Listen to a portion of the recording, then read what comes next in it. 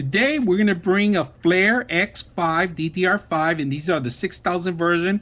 These are actually 32 gigs. We're going to actually set two sets of these to up to 64 gigs. So let's go ahead and set it up and see how it looks. Now, these don't come any fancy lights or anything like that. It's going to be blackout as it is, but you could add additional thermals on it with lighting if you want. It's up to you. They do sell light effects, different colors. Case that you have.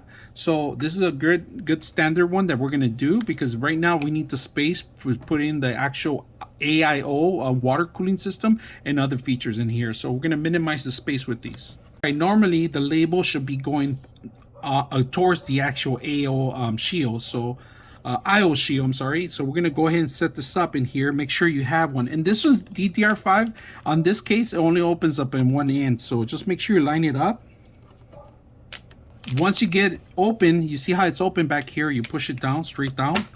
It clicks on, it snaps on. It's in the best thing about it, you don't have to worry about the secondary here, because this is not gonna open up. It's only opens up in the back.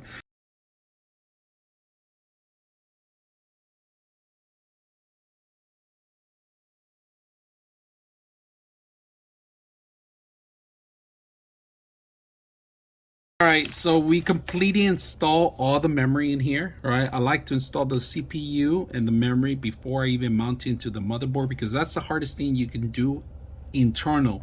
Now we're gonna see if we need to remove the actual brackets by opening them the next space, which is a water cooling system for the CPU. We're gonna mount this in there, but before we do that, I like to make sure that I'm properly setting this up, because sometimes you have to remove the actual plate and have their own personal plate, or you can use the existing one. So all right, here's the final sequence. We install Windows 11 on this, RGB lighting built in the actual GPU.